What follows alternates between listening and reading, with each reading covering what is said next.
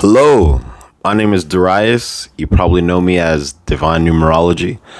I am a numerologist and I have spent the past 14 years studying numerology, growing in knowledge of that science, and I like to share some of the things that I learned.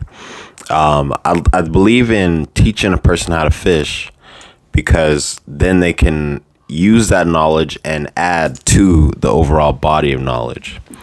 So, who I am, I'm Darius. I started studying numerology back when I was about 19, about 19 years old.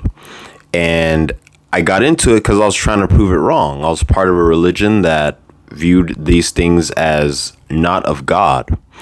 And so I wanted to test it. I was like, okay, look, I saw some correspondences. I'm like, this can't work. How can this work if this is the devil, as I thought back then?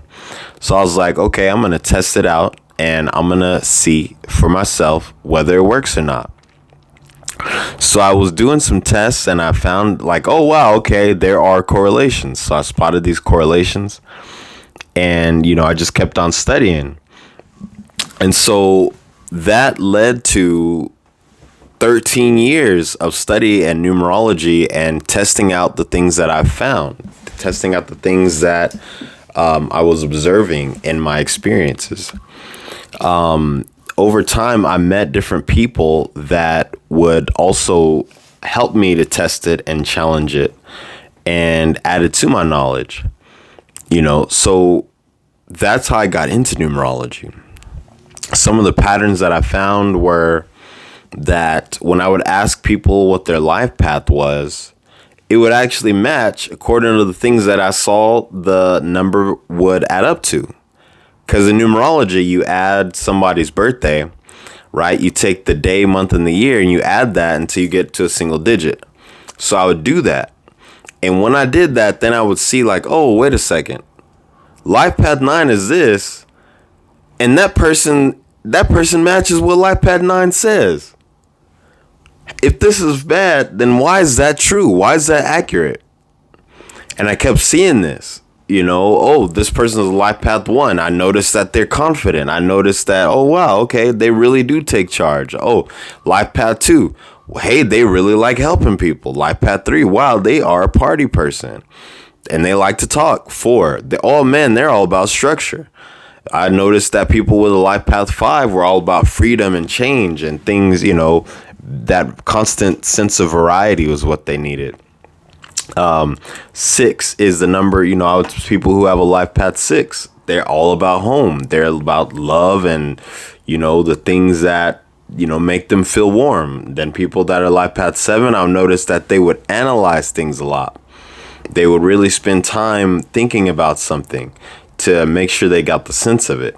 I would notice people with life path 8 were very practical.